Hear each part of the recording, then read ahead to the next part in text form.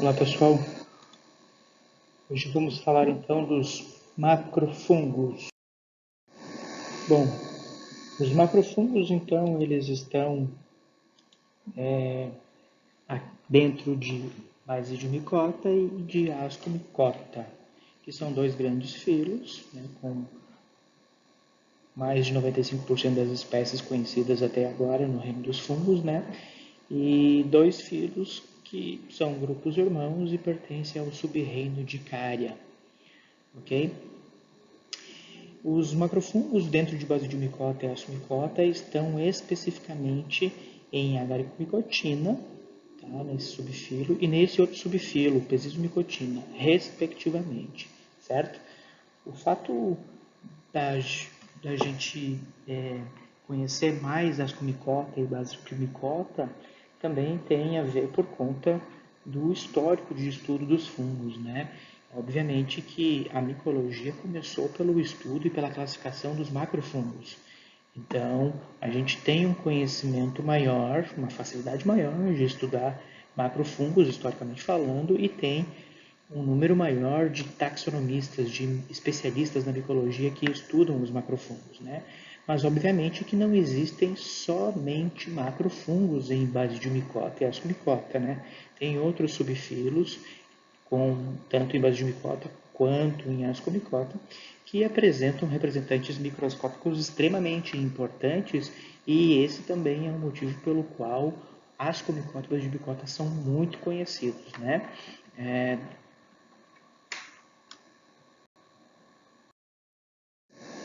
Popularmente, os macrofungos são reconhecidos como cogumelos, orelhas de pau, ok? E há também outras denominações, outros termos que são utilizados. Alguns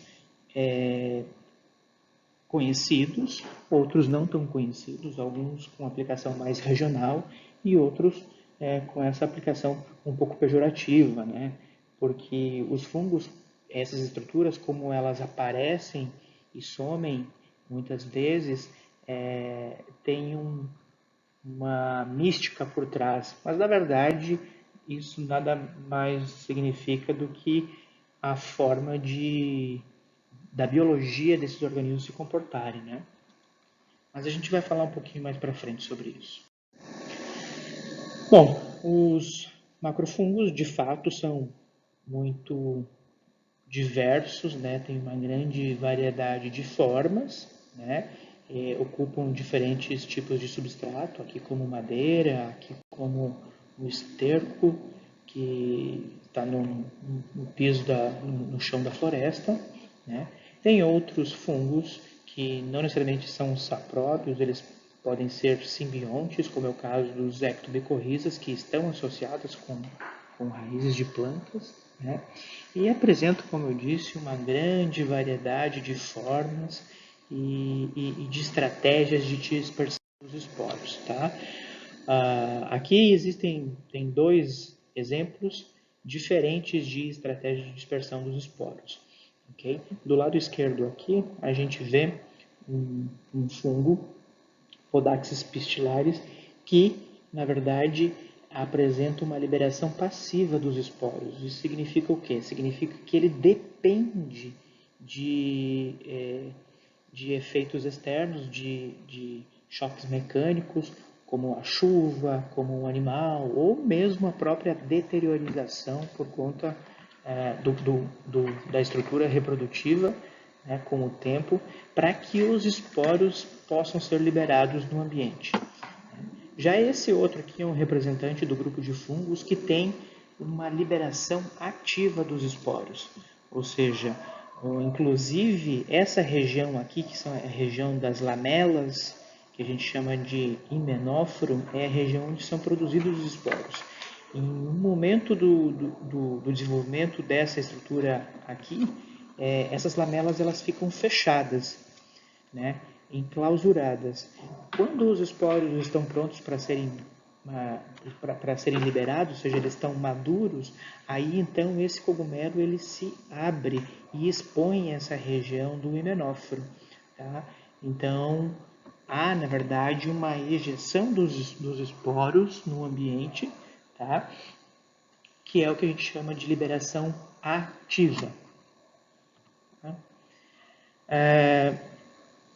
Falando de himenóforo, né, de modo mais popular, então, a gente conhece os cogumelos, que tem himenóforo lamelar, mas também tem as orelhas de pau, que tem o himenóforo poroide, né? Mas existe uma grande variação de diferentes tipos de himenóforo, inclusive alguns a gente não consegue nem definir direito se é poroide ou se é lamelar, ok?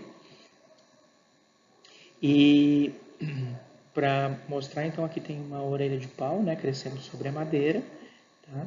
E aqui um cogumelo, então, que são os dois grandes grupos de macrofungos mais populares, mais conhecidos, certo?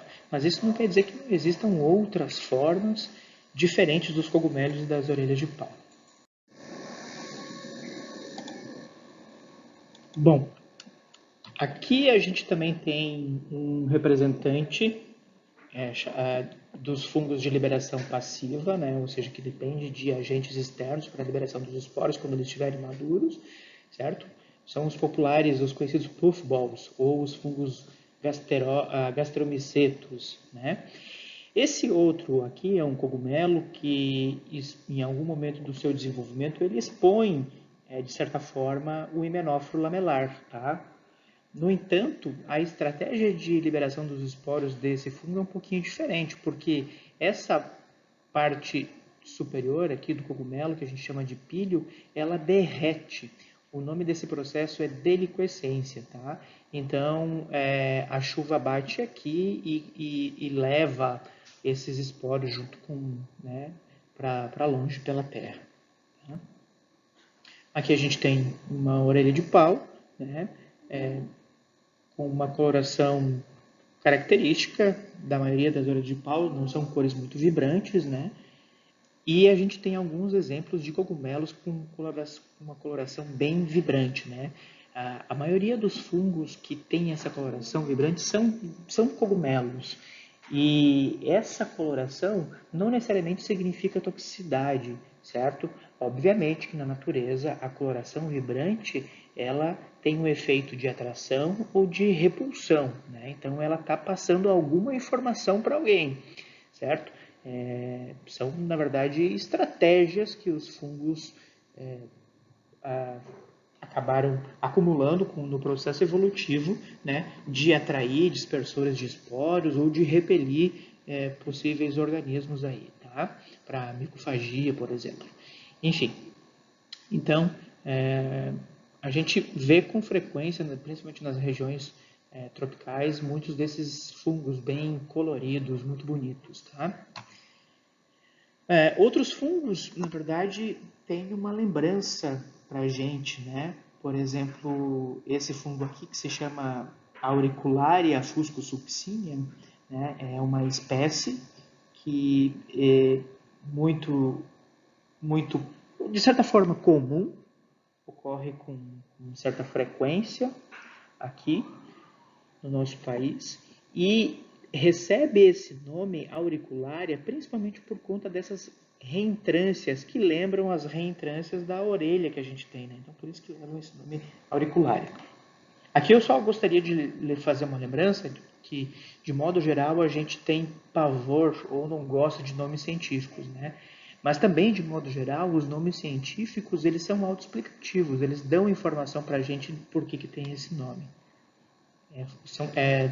De certa forma, às vezes, nos facilitam entender e reconhecer as espécies e recordar, inclusive, os nomes científicos. Tá?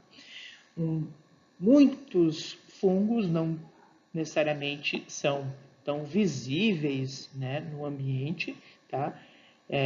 Por exemplo, a gente tem nas florestas, a gente tem muitos troncos, galhos caídos no chão e existem muitas manchas, né? Esse tipo de fungo a gente chama de fungo ressupinado, ou seja, crostoso, que está completamente aderido ao substrato, né? Mas são estruturas reprodutivas de fungos que estão ali desenvolvendo um grande e importante papel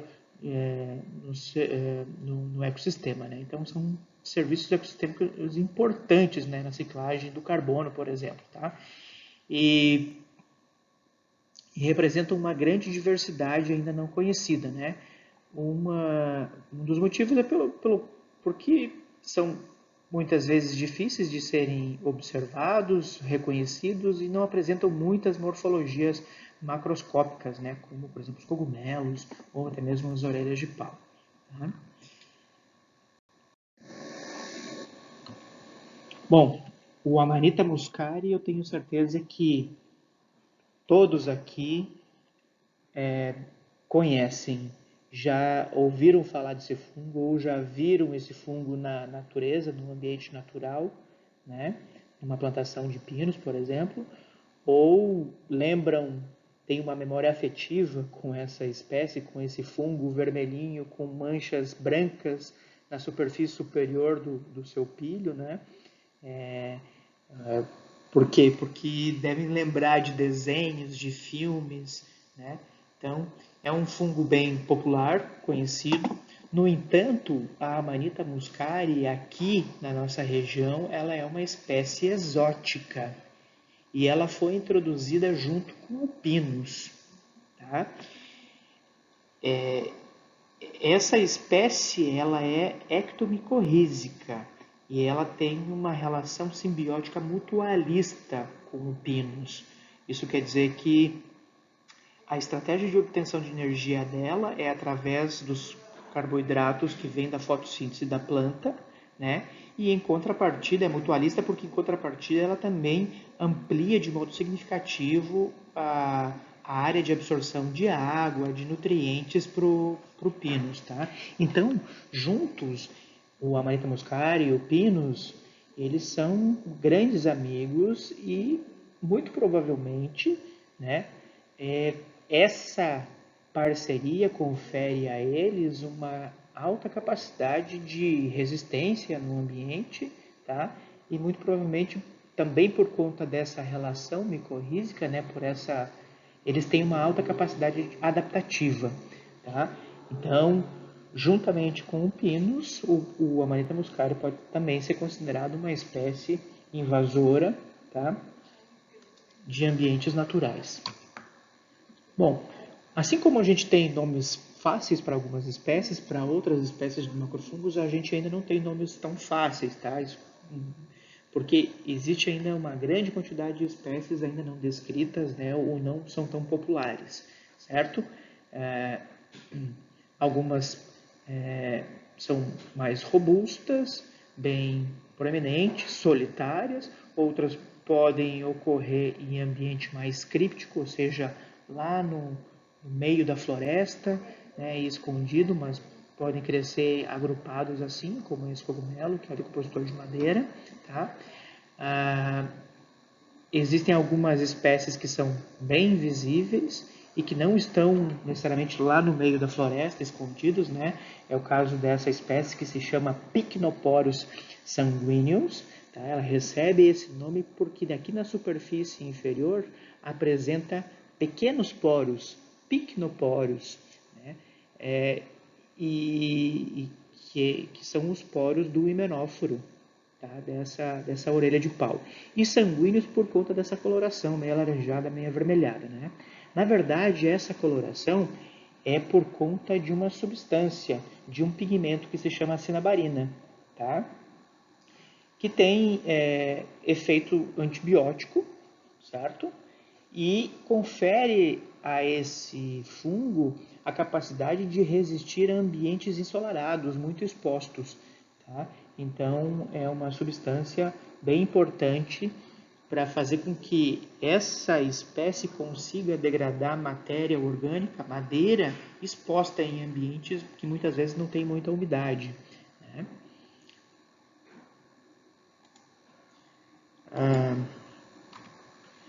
Essa outra espécie, né, muitas vezes os fungos parecem aquilo que come. Né? Se a gente olhar a superfície superior desse fungo, ou até mesmo a inferior, aqui na região dos poros, dessa orelha de pau, ela se parece muito com a árvore onde ela está parasitando. Né? Então, assim como a gente tem fungos que são saprófitos, tá? A gente tem fungos que são micorrízicos e a gente tem fungos que podem ser parasitas. Tá? Outros fungos são muito exuberantes na sua arquitetura, na sua forma, tá? E esse daqui é um representante do gênero Geastro, que exatamente significa isso, né? Geo, terra, astro, estrela. São as estrelas da Terra. E a gente encontra com certa frequência no chão das florestas, em ambientes mais úmidos, né? São fungos saprófitos que decompõem a serrapilheira. Tá?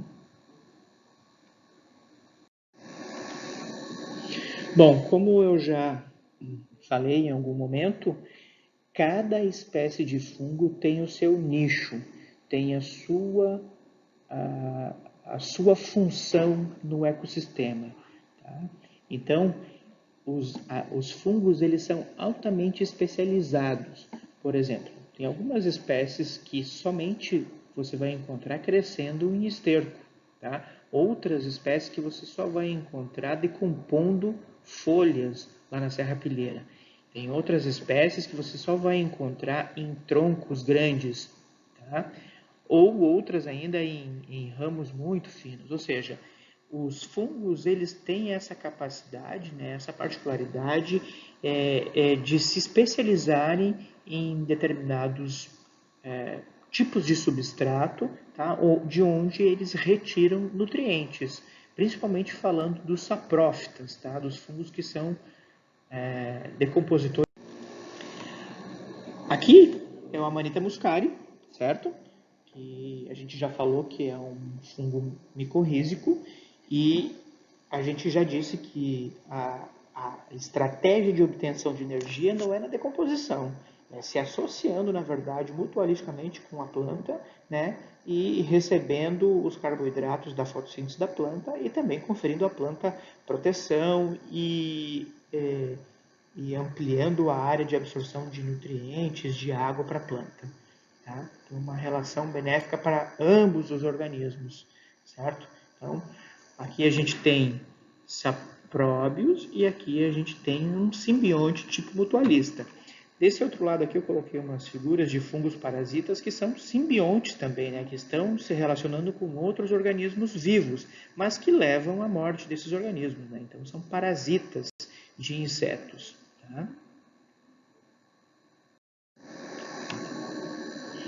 Bom, os fungos, eles são reconhecidos, principalmente os cogumelos, né, pela sua capacidade de alimentação ou por serem tóxicos, né, ou muitas vezes por terem esse efeito alucinógeno, né, algumas espécies apresentam um efeito alucinógeno, né, e despertam muito interesse, certo?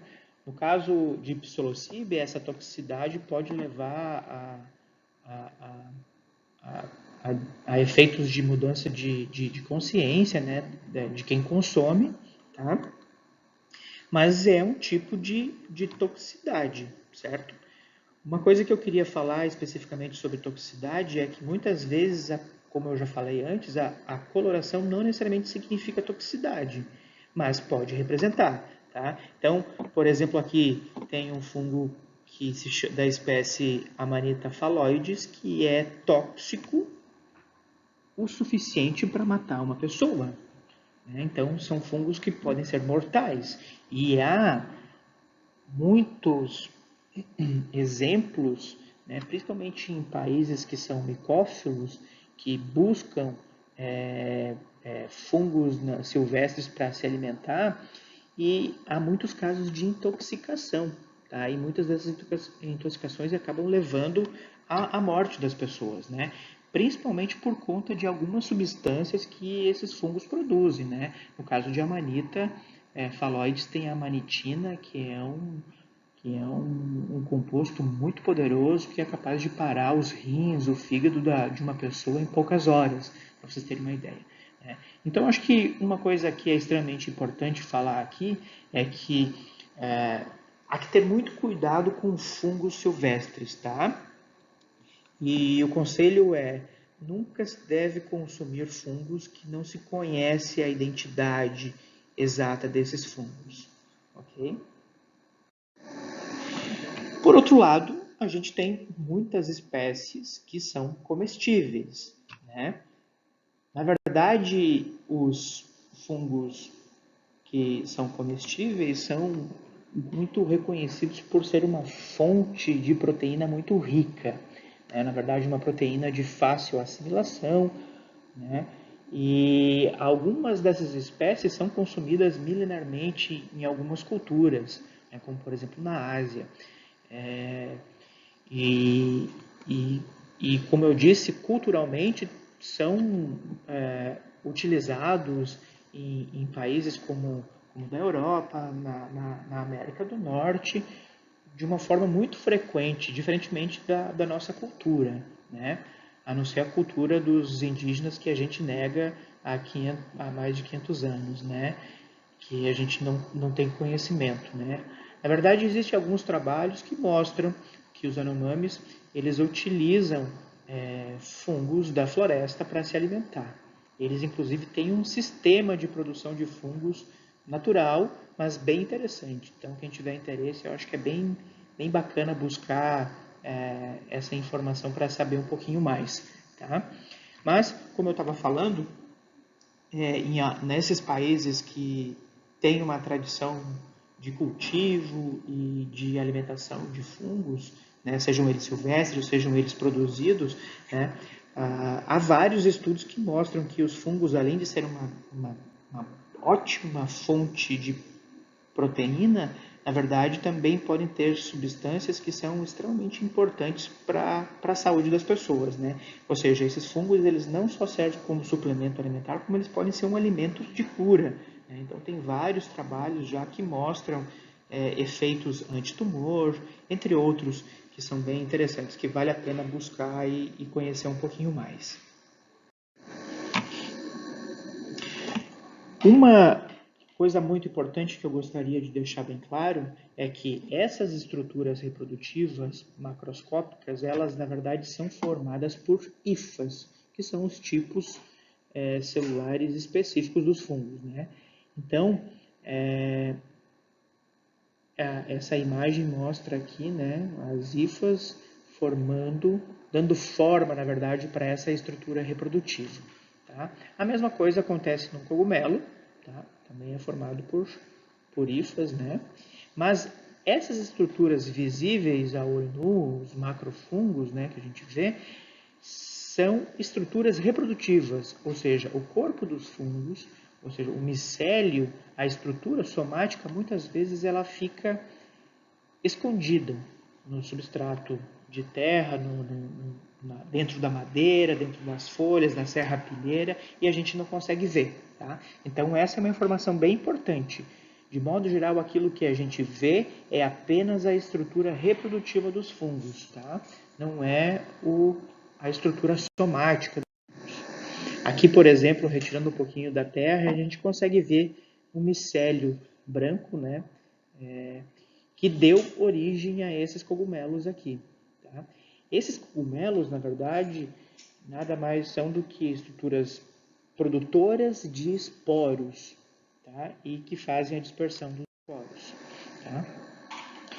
Eu coloquei essa imagem para mostrar para vocês como os fungos crescem. Né? Eles têm esse padrão de crescimento radial, né? Onde vão se ramificando e vão se estendendo. Ou seja, as hifas têm um crescimento que é ilimitado praticamente. Claro, quem dá limite a esse crescimento muitas vezes é o substrato, né? Que molda, digamos, esse formato. Tá? Mas esse efeito de crescimento radial que a gente observa naquela placa de terra, a gente pode observar aqui, por exemplo, no gramado. Tá? Então, percebam que a gente tem um crescimento radial aqui da estrutura somática e é lá na ponta das hifas, ou seja, na margem do micélio, é que vai acontecer a diferenciação e a produção das estruturas somáticas. Tá? Então, assim, se não existe nenhum limitante e existe recurso disponível, o fungo ele continua crescendo somaticamente, continua se desenvolvendo. Mas em algum momento pode haver algum choque de temperatura, corte de oxigênio ou até mesmo a falta de nutrientes, e esse organismo, então, ele desperta do ponto de vista reprodutivo e acaba se especializando, formando essas estruturas reprodutivas que a gente chama de cogumelos, orelhas de pau, tá? Que tem uma única função, que é a produção e a liberação de esporos. Então é por isso que a gente vê nos gramados por aí esse círculo das fadas, né? Mas não tem mística nenhuma por trás disso, né? Na verdade é só porque as estruturas reprodutivas acabam surgindo na margem do micélio, ou seja, lá na ponta das hifas, que é onde existe a possibilidade de diferenciação, né, e a produção de estruturas reprodutivas. Tá bom? Obviamente, quando a gente vê uma árvore, um tronco como esse da imagem, a gente não tem essa percepção de crescimento radial, certo? Mas a gente sabe que aquela estrutura reprodutiva que está ali pelo lado de fora da planta, né, essa orelha de pau, na verdade, ela foi produzida por um organismo que está crescendo somaticamente lá dentro da planta. Seja ele um parasita ou seja ele um saprófita, né? Em algum momento esse micélio vai se diferenciar e vai produzir essa orelha de pau, que tem a função específica de produção de esporos e liberação desses esporos para o ambiente. Tá? Bom, um dos grandes problemas que existe na micologia, principalmente na parte de entendimento da ecologia, né? Por exemplo, é muito difícil da gente falar sobre abundância em fungos, né? Por quê? Porque a gente não consegue reconhecer indivíduos. Né? Se aquele micélio ele pode crescer de forma ilimitada, eu posso ter um indivíduo que é gigantesco, espalhado por baixo de uma floresta. Né? E, na verdade, o que a gente vê dos macrofungos é apenas estrutura reprodutiva. Então, uma estrutura reprodutiva não necessariamente significa um indivíduo, certo? Nesse caso aqui, é fácil da gente dizer que essas estruturas reprodutivas, essas orelhas de pau, representam diferentes indivíduos, porque, na verdade, representam diferentes espécies. Aqui tem uma espécie do gênero Trametes e aqui tem uma espécie do gênero Pycnoporus. Então, macromorfologicamente, a gente já consegue reconhecer que são espécies diferentes e, por consequência, a gente sabe que são indivíduos diferentes. Né? Agora, nesse caso aqui, onde os cogumelos têm uma morfologia muito parecida, tá? E são, né, da mesma espécie, é muito difícil a gente dizer quantos indivíduos pode ter aí. Pode ser um indivíduo só produzindo todas essas estruturas reprodutivas, tá? Ou podem ser vários produzindo essas estruturas reprodutivas no tronco. Ok? Eu queria mostrar para vocês esses cogumelos aqui, que são de uma espécie chamada Armillaria ostori. E essa fotografia, inclusive, vem lá dos Estados Unidos e ela representa as estruturas reprodutivas, os cogumelos do maior organismo vivo que existe no nosso planeta. Tá? Não é uma baleia, não é uma árvore, o maior organismo é um fungo e ele ocorre lá nos Estados Unidos. Tá? Então, os pesquisadores através principalmente de dados de biologia molecular, reconhecem que esse fungo ele pode se estender aproximadamente numa área de 9 quilômetros quadrados. Tá? Na verdade, é uma espécie agressiva, parasita, e ela acaba matando as plantas da floresta de pinheiro que tem lá. Né? E eles, inclusive, conseguiram mapear essa área de ocorrência desse organismo, tá? E através da reconhecida taxa de crescimento anual, eles calculam aí que esse organismo esteja presente nessa floresta há mais de 2.000 anos, tá? E que tenha uma biomassa micelial, vamos dizer assim, né, uma estrutura somática espalhada por baixo dessa floresta, matando essas árvores, que corresponda a mais de 600 toneladas. Né? Então, é um organismo gigantesco. Tá? Acho que é um caso bem interessante. Quem tiver mais interesse pode buscar literatura, tem vários vídeos na internet que falam desse fungo. Tá? Uma coisa importante que, para a gente fechar essa parte da aula, é que a gente sabe que os fungos estão lá na floresta, né? E a gente reconhece uma grande diversidade de fungos, certo? Mas o mais importante é que essas estruturas reprodutivas representam apenas uma parte do organismo, né? Os organismos, os fungos, eles estão espalhados de uma outra forma na floresta, de uma forma que a gente não consegue ver. Ou seja, ocupam praticamente toda a rizosfera, né, de uma floresta, ocupam toda a superfície do solo da floresta, estão na serrapilheira, estão dentro das árvores, dos troncos. Tá? Os fungos, somaticamente falando, estão conectados com todos os componentes bióticos e abióticos de uma floresta. Tá? E uma coisa interessante é que, por mais que a gente vá para uma floresta e a gente não consiga ver estruturas reprodutivas, a gente sabe que os fungos estão lá desenvolvendo uma grande quantidade de funções. Por exemplo, conectando as plantas através das ectomicorrizas, passando nutrientes de uma planta para outra, informações de uma planta para outra, ok?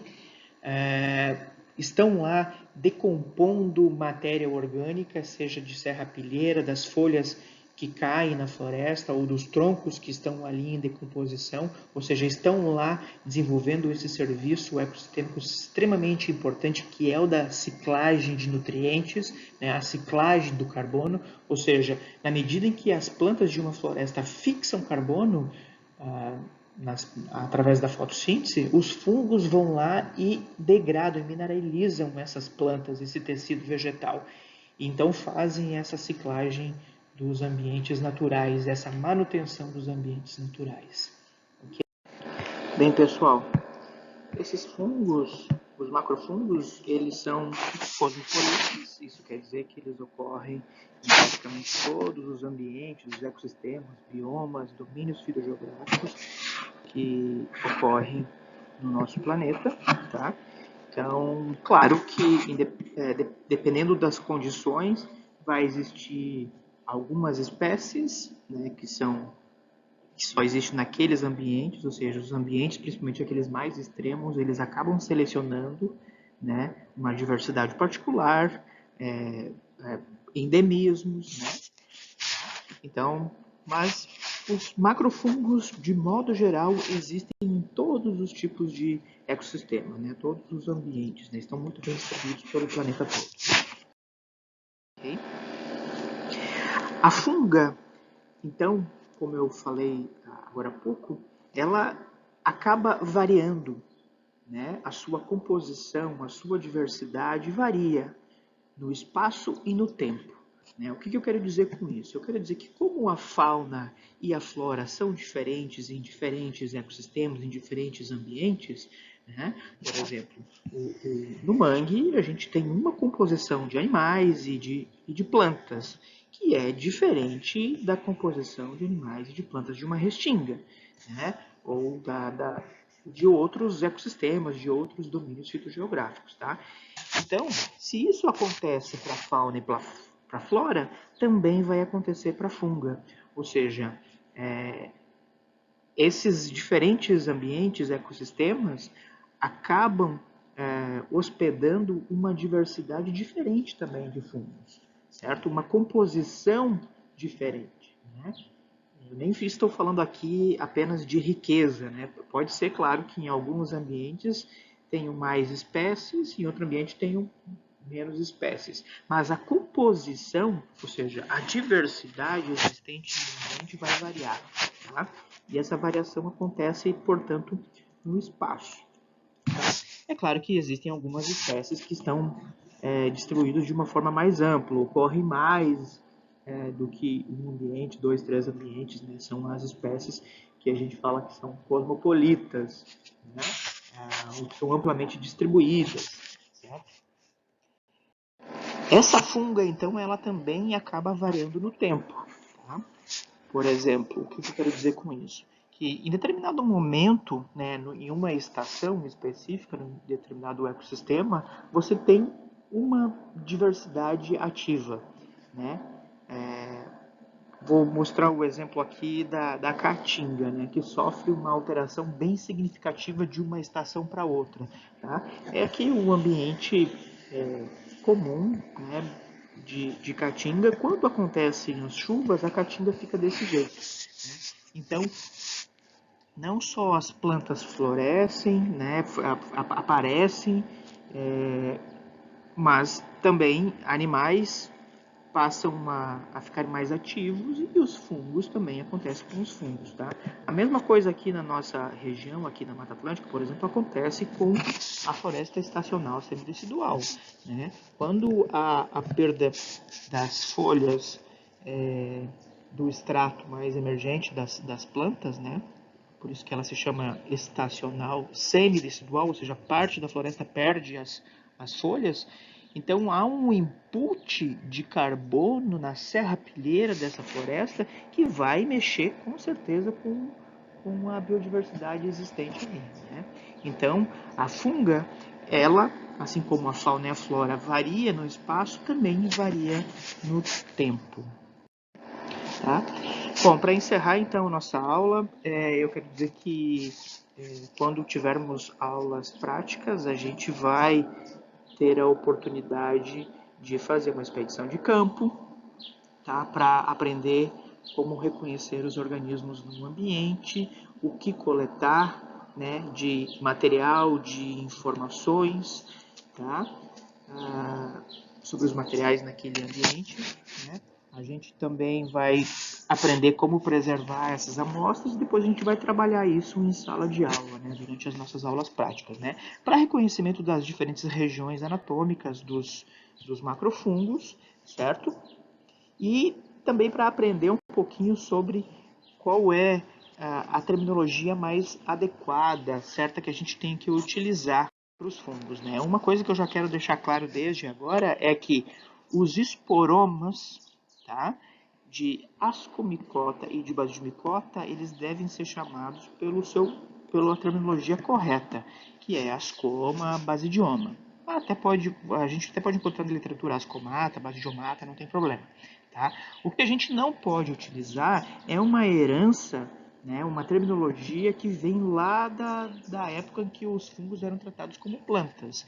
Né? Então, assim, a gente, vocês vão encontrar na literatura, né, esses termos, né, como ascocarpo, basidiocarpo, corpo de frutificação, esporocarpo, carpóforo, tá?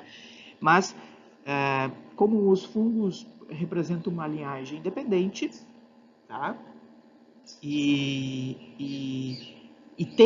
a gente precisa então assumir uma terminologia mais adequada para os fungos, né? Porque essas estruturas aqui de fato não tem nada a ver com frutas, não são plantas, são fungos, tá? Então a gente vai chamar de esporomas, esporóforos, esporomas de tipo ascoma e basidioma, quando se tratar de ascomicota e basidimicota respectivamente, ok? E durante as nossas aulas práticas, a gente então também vai reconhecer diferentes grupos morfológicos, que não necessariamente são grupos naturais, né? A morfologia, ela, na verdade, a gente já sabe que a morfologia ela pode gerar essas classificações artificiais, né? Mas, de um ponto de vista didático, a gente vai trabalhar assim com grupos morfológicos, né? Como, por exemplo, os cogumelos, que são lamelados, cogumelos poroides, as orelhas de pau gelatinosas ou não gelatinosas, os fungos coraloides, os fungos corticioides, tá?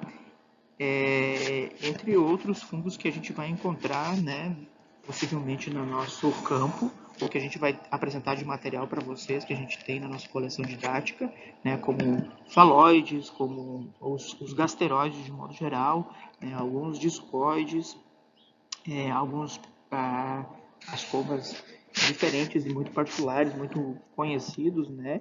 E claro, também vamos trabalhar os líquens, né? Os líquens crostosos, folhosos e os fruticosos, ok?